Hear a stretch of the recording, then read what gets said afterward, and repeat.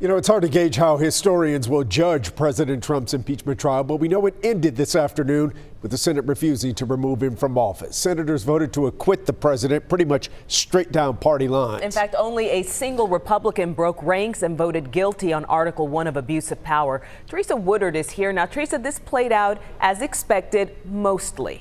Mostly is the key word there. We knew weeks ago that Texas's senators would both vote to acquit the president. They certainly made that clear. But Republican Senator Mitt Romney from Utah waited until today to reveal he was breaking ranks.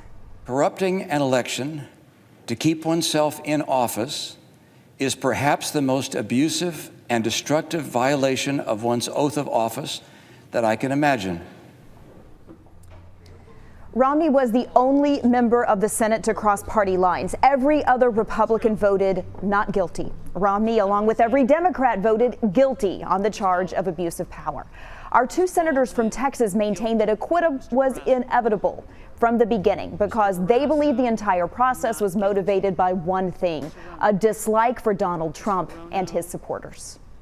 This was a political impeachment. It was a political impeachment driven by Democrats who were angry at the American people for electing President Trump.